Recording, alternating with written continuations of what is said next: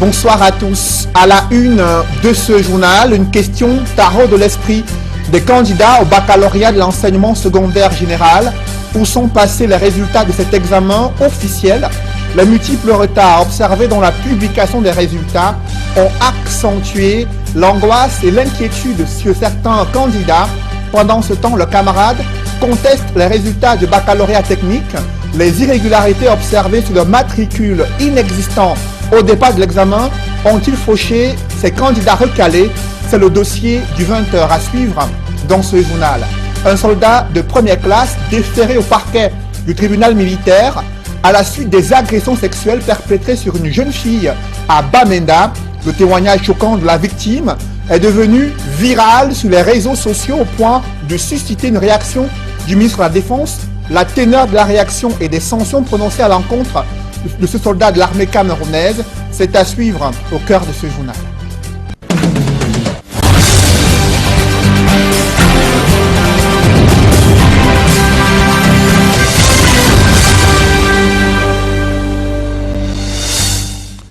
Merci de suivre cette édition complète de l'information sur Equinox Télévision.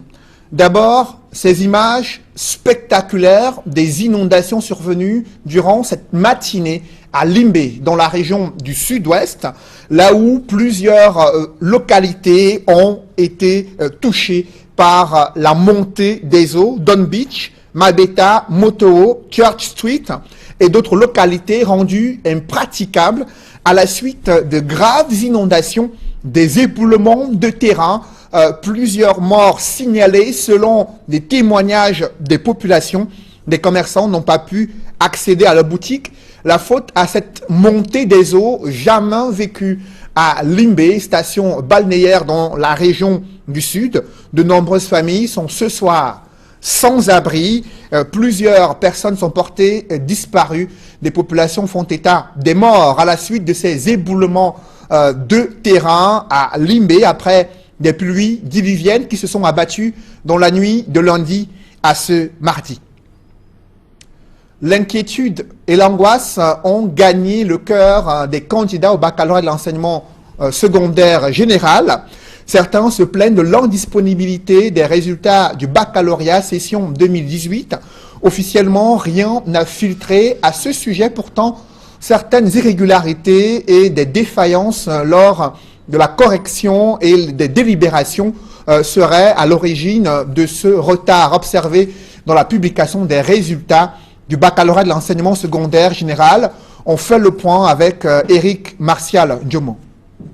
Peur et angoisse sont les sentiments qui animent de nombreux parents en ce moment. Le même sentiment anime les candidats au baccalauréat de l'enseignement général en raison de la trop longue attente observée dans la publication des résultats de cet examen. Il est constant de voir que lors des années précédentes, à cette même période, les résultats de cet examen étaient déjà rendus publics. Qu'est-ce qui coince pour cette année? L'interrogation est là au niveau du ministère des enseignements secondaires et même au niveau de l'office du baccalauréat du Cameroun. L'on tente de minimiser la chose et de rassurer sur le fait que ces résultats seront rendus publics dans les jours à venir. Mais selon certaines indiscrétions, la raison de cette longue attente est aller chercher dans le processus d'anonymisation des copies de cet examen qui aurait connu de nombreux problèmes, ce qui au finish embrouille ou embrouillerait quelque peu l'office du baccalauréat du Cameroun et même l'on parle aussi du processus de la mise à disposition des livrets scolaires et de leur usage dans la notation finale de cet examen qui eux aussi font problème et au finish donc il est question de remettre quelque peu tout dans l'ordre avant de pouvoir rendre public ces résultats, des résultats qui au regard de ces quelques quiproquos qui sont mis en avant pour justifier les retards de façon officieuse pourraient créer de nombreuses réclamations après la proclamation de ces résultats. Des candidats qui sont nombreux à attendre donc que ces résultats puissent être proclamés afin de s'engager dans les différents examens et concours d'accès dans les établissements professionnels ou alors d'accès dans les établissements du supérieur. Cette longue attente n'est malheureusement pas en leur faveur ni en la faveur de ces parents plongés dans l'angoisse de l'attente des résultats. Pour Equinox Télévision, je suis Eric Martial Ndjomo. Précisons que la radio publique annonce la lecture des résultats du baccalauréat de l'enseignement secondaire général dès 21h sur les antennes du poste national de la CRTV. À peine publiés, les résultats du baccalauréat de l'enseignement secondaire technique sont contestés. Certains candidats recalés déplorent des irrégularités qui auraient fauché leur probabilité de réussite à cet examen officiel. Au départ, leur matricule ne figurait sur aucune liste des candidats durant les épreuves dans un sous-centre d'examen situé à Bonabéry, dans le 4e arrondissement de Douala. Des responsables reconnaissent que de tels dysfonctionnements peuvent affecter et impacter sur les résultats définitifs de cet examen, le baccalauréat de l'enseignement secondaire technique. Nos reporters ont mené leur enquête, François Dikoumet et Donald Brice-Camgan. Ambiance de deuil devant le lycée polyvalent de Bonabéry. Devant l'établissement, cette dizaine d'élèves à la mine ancieuse sont des candidats officiellement recalés au baccalauréat technique industriel. Au total, ils sont 11 du centre du lycée polyvalent de Bonabéry ayant été autorisés à passer les épreuves malgré l'absence de leur nom sur la liste définitive. À l'arrivée, les mêmes 11 exactement, dont 10 candidats libres et une candidate régulière, sont déclarés non admis. La coïncidence est trop nette, clament les candidats qui doutent que leurs épreuves aient été prises en compte par l'Office du baccalauréat du Cameroun. Quand nous tapons nos matricules en ligne, ça met, nos résultats ne sont pas disponibles en ligne. Par contre, ça devait nous mettre admissibles ou refusés. Mais ça ne nous dit rien des deux. Ça nous dit seulement que ce n'est pas disponible en ligne. Jusqu'aujourd'hui, le 24, on tape, ça ne fait que redire la même chose. La jeune Jordan se dit plus intriguée. La seule candidate régulière du groupe ne comprend pas qu'elle puisse être la seule à rater le baccalauréat dans sa classe de plus de 70 élèves. Je veux savoir si j'ai eu l'examen ou j'ai pas eu. Et moi, je sais que j'ai mon examen. Et que je suis confiante en ce que j'écris là-bas. Je sais que j'ai mon examen. Je ne peux pas perdre une année comme ça pour rien. Sachant que je peux que mon examen quelque part, ça volatilise. Je ne veux pas, je veux mon examen, c'est ce que moi je veux. Le centre d'examen, constatant les irrégularités dans les listes, a dressé un rapport transmis aux autorités compétentes, précise le proviseur. Tous ces enfants qui n'avaient pas de nom sur la liste, selon ce que l'OBC demande, on les met dans leur spécialité, mais dans la dernière salle, et on leur affecte des numéros. Et à la fin, toutes les copies, comme les copies des autres, s'en vont, et le secrétariat adresse un rapport en bonne et due forme à l'OBC pour leur tenir informés de cette situation-là. Conseillés par le proviseur, les candidats contestataires ont adressé une requête collective à l'Office du baccalauréat du Cameroun. D'après des sources, la situation litigieuse affecte bon nombre d'autres centres d'examen. À tout prendre, le système de gestion des examens de l'Office du baccalauréat du Cameroun est en jeu. Vous avez certainement suivi ce témoignage choquant d'une jeune femme qui se présente comme une victime d'abus sexuels perpétrés hier lundi à Bamenda, dans le chaudron de la crise anglophone. Dans une vidéo devenue virale, elle pointe un doigt accusateur sur un homme en tenue. Le mis en cause a été arrêté et déféré au parquet du tribunal militaire de Bamenda. Le ministre de la Défense l'a fait savoir dans un communiqué. Joseph Betty Asamo précise que le soldat de première classe, Mbida Arthur, présumé bourreau, sera confronté à des sanctions disciplinaires. Le ministre de la Défense rassure l'opinion nationale et internationale sur le professionnalisme de l'armée camerounaise, engagée à protéger la population camerounaise selon les lois de la République. Très peu de Camerounais connaissent Mbandjok, cette commune située dans la Haute-Sanaga, région du centre, une localité riche pour son exploitation sucrière, mais plongée dans les abysses du sous-développement, entre l'insuffisance criarde des infrastructures scolaires, la rareté de l'eau et l'insalubrité. Des populations vivent un véritable calvaire. C'est le constat que font Charles Milingui et Marcelin Gansop dans ce grand reportage. J'ai été très refroidi le 20 mai. Lorsqu'on a félicité les gardiens, je me suis retrouvée assise parmi les derniers dans la ville de Mbandjok. L'adjoint au maire de Mbandjok parle ainsi de son quartier qui a remporté le déshonorant trophée du quartier le plus sale de la ville. Un tour du quartier baptisé 15 ans laisse effectivement le visiteur pantois. Quasiment à tous les coins des rues, des immondices dictent leur loi. Malheureusement, cette insalubrité n'est pas le propre du seul quartier 15 ans. C'est toute la ville de Mbandjok qui est prise en otage par les ordures. Même le périmètre de l'hôpital de district n'est pas épargné.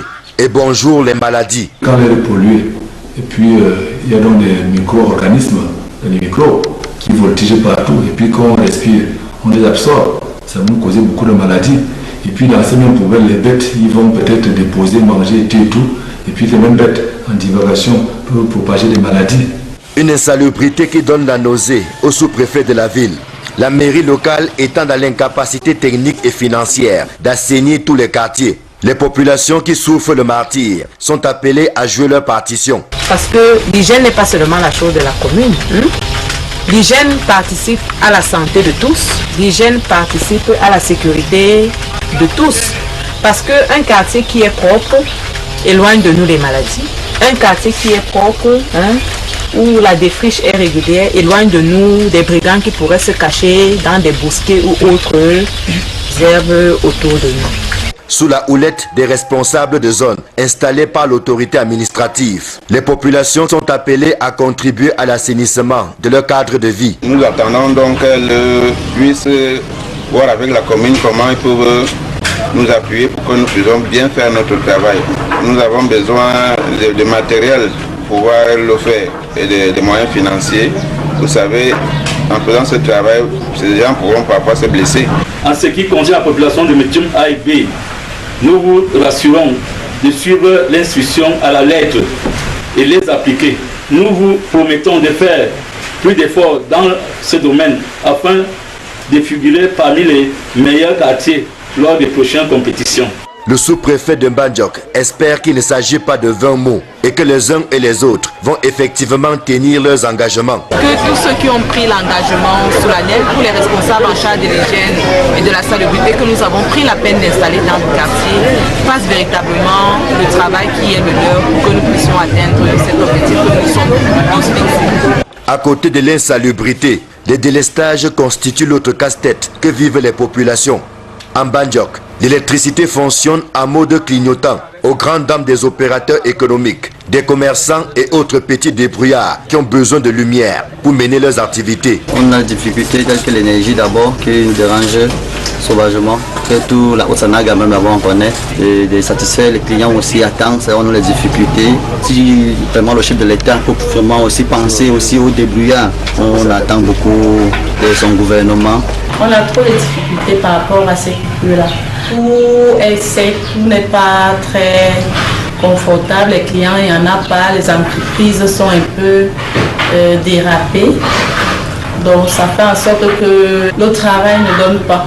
Dans le secteur de l'éducation, ce n'est pas la grande sérénité au CETIC de Mbandjok, érigé en lycée depuis quelques années. Malheureusement, les infrastructures n'ont pas accompagné cette mutation. Le temps est passé, les intempéries sont aussi passées. Ça fait que c'est devenu plus vieux qu'auparavant. Lorsque je suis arrivé ici, j'ai demandé aux parents de nous aider à le réhabiliter en l'agrandissant et en le construisant aux normes du MINESEC. Nous sommes donc engagés dans ce chantier de réhabilitation et de modernisation de cette vieille bâtisse en planche, dont l'entretien est devenu même plus coûteux que la construction d'une nouvelle salle de classe. À 1 mois et demi de la prochaine rentrée scolaire, ce lycée présente un visage hideux qui appelle des actions concrètes. Nous avons 47 divisions qu'il faut loger dans 19 salles de classe. Voilà une équation extrêmement difficile à résoudre. Si nous ne toulons pas ce bâtiment-ci, vous pouvez imaginer l'insécurité, vous pouvez imaginer le cadre dans lequel les enfants ont toujours pris cours, et cette fois-ci maintenant avec les travaux, vous pouvez voir dans quelles conditions l'école va se dérouler dans ces locaux. C'est un bâtiment de 5 salles de classe avec un bloc de 2 bureaux, dont nous avons besoin de 280 tôles. Nous avons également besoin de 500 tables bancs. En ajoutant le difficile accès à l'eau potable et aux autres commodités, l'on comprend que la vie ici est loin d'être un long fleuve tranquille. Parce que Mbadjok a un problème, l'eau n'est pas toujours là. Et dans un cadre aussi sensible, dans un environnement aussi sensible que l'environnement scolaire, quand il n'y a pas d'eau, c'est très grave. Nous pensons que des âmes bien placées peuvent aussi nous soutenir dans le sens de la réalisation d'un forage. Malgré la présence du sucre, la vie en Mbadjok a plutôt un goût amer. Une amertume qui peut disparaître pour peu que les pouvoirs publics se secouent un peu. Non pas à travers des messages agressifs de campagne électorale, mais en posant des actions concrètes au bénéfice des populations. Parlons à présent d'une autre localité confrontée à des nombreux projets prévus dans le cadre du BIP, mais qui peinent à être exécutés. C'est le cas à Bouda, dans la région de l'Ouest. Vous verrez comment de nombreux projets prévus dans le cadre du budget d'investissement public peinent à être exécutés dans cette localité. C'est le constat que font nos reporters Raphaël Tchoko, Dallas Tiana et Jean-Paul Chouniat. Dans les Bamboutos comme dans les autres départements de l'Ouest, le flou dans l'attribution des marchés publics met à mal les projets sur le terrain à 5 mois de la fin d'exercice. On est à 13% contre 33% à la même date l'année dernière, l'exercice passé, ce qui signifie que les entrepreneurs aujourd'hui ont moins d'engouement à réaliser les projets.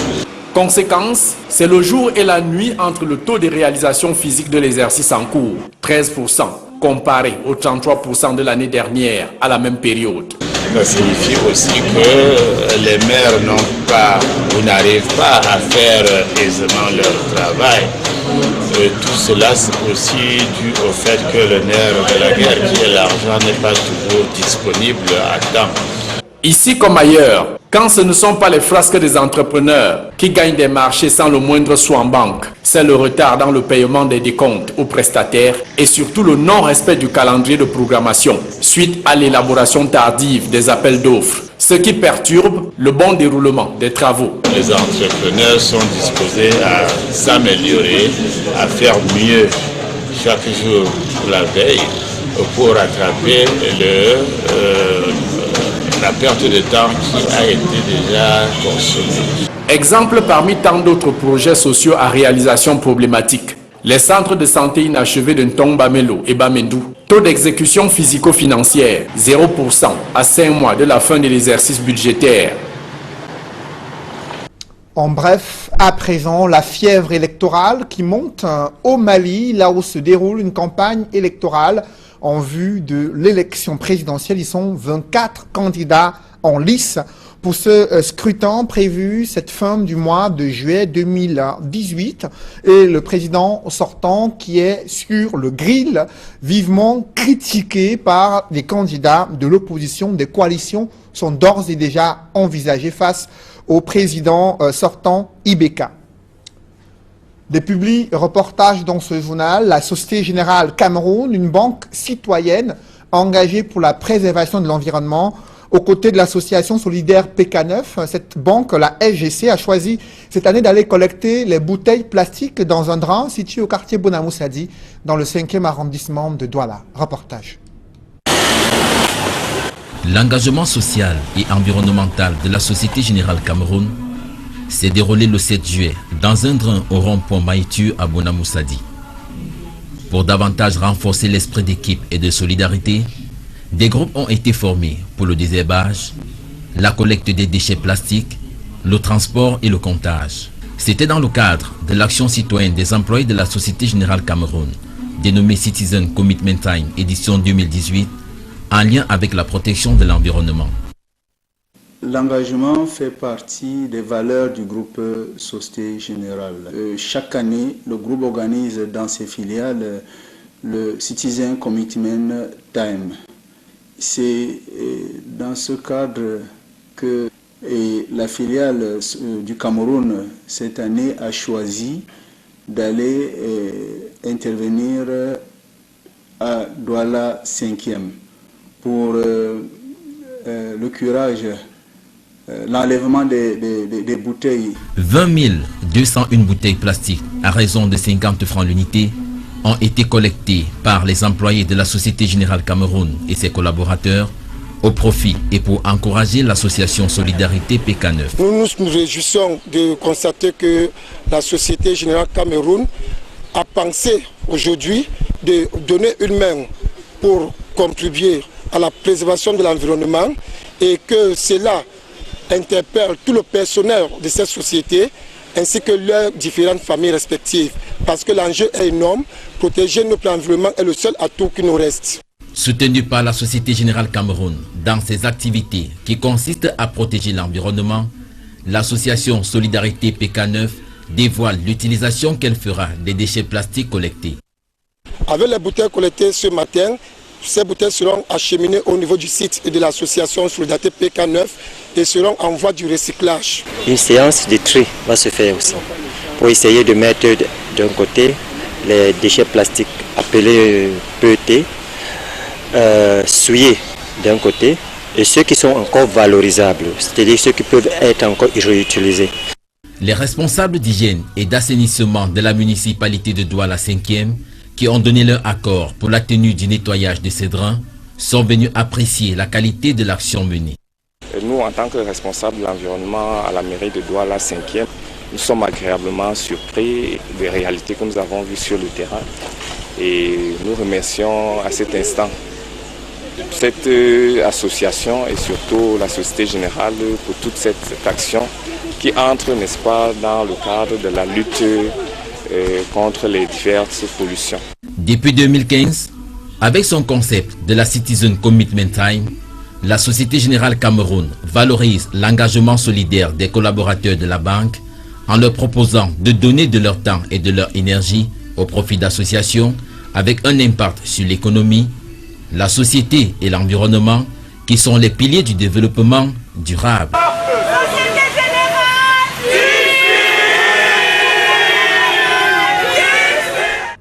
La société ACEP célèbre l'excellence de ses travailleurs et se positionne sur le marché du financement, du crédit accordé aux Camerounais et aux différents opérateurs économiques pour développer leurs différentes activités. Reportage. Dans son souci d'être plus proche de sa clientèle, ACEP Cameroun étend son réseau avec l'ouverture d'une nouvelle agence. Située à Bonamoussadi dans le 5e arrondissement, cette nouvelle agence met l'accent sur les services financiers. À ACEP Cameroun, c'est une pléthore de services disponibles pour la clientèle. Du crédit TPE et crédit PME. Le crédit TPE, c'est quoi? C'est un crédit qui est offert à toutes petites entreprises. Pour les clients qui ne peuvent pas avoir accès aux produits bancaires classiques. Donc nous, on est là pour les accompagner. Et cet accompagnement également devrait les permettre d'avoir une amélioration dans les conditions de vie des familles. Donc c'est un produit très fin, un produit qui est très sollicité parce que c'est une population qui est carrément abandonnée aux produits du secteur bancaire classique. Doté d'un cadre d'accueil agréable et convivial, des guichets pour le traitement des opérations en toute sérénité, ACEP Cameroun dispose également de produits novateurs. Il y a un produit aujourd'hui qu'ACEP apporte qui est l'éducation financière. Il est important que la population sache ce que c'est que d'emprunter de l'argent et d'épargner de l'argent. Donc tous ces produits-là font partie d'une panoplie de services que nous pouvons leur apporter. Notre objectif n'est pas que de les endetter, mais notre objectif est de les sécuriser dans leur activité et dans leur vie quotidienne.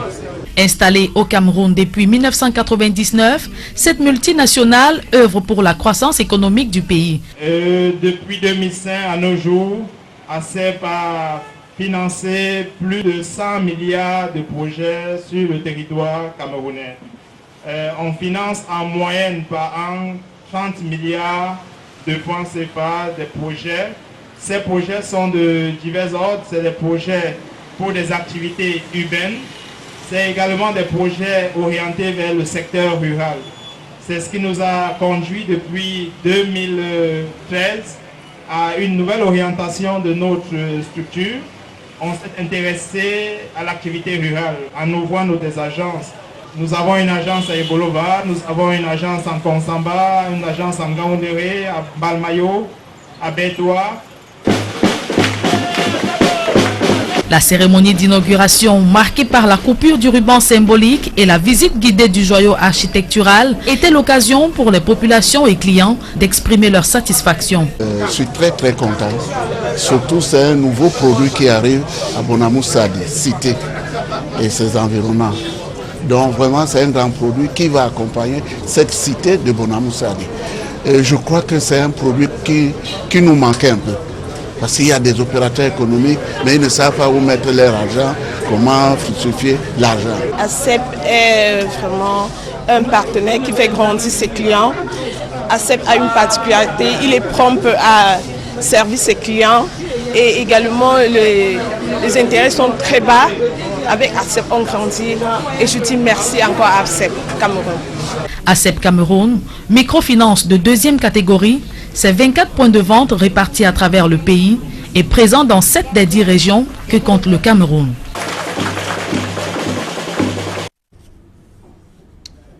Mesdames, Messieurs, c'est la fin de ce journal. Merci de l'avoir suivi. Retrouvez Serge Alain Otto et ses invités pour le débrief du journal dans le cadre d'Equinox Soir. Serge Alain. Oui, Cédric, nous allons nous attarder un tout petit peu sur cette décision du ministre de la Défense, Joseph Betty-Assommo, qui n'a pas hésité à infliger des sanctions au soldat de première classe Arthur Mbida, accusé d'abus sexuels sur une jeune femme du côté de Bamenda. C'est bien cela? Effectivement, Serge Alain, lui qui a été déféré au parquet du tribunal militaire à Bamenda, des sanctions disciplinaires annoncées et des précisions du ministre de la Défense sur l'armée républicaine qui, malgré ses brebis galeuses, continue d'être sur le front pour préserver l'intégrité du territoire camerounais et protéger les populations. Voilà, c'est dit qu'on vous retrouve demain lorsqu'il sera 20h également. Hein? Vous l'avez dit, Serge Alain. Oui, bonne soirée à vous. Madame, monsieur, retour sur le plateau de Equinox Soir. On retrouve les panélistes dans un instant. Ce sera après cette courte transition.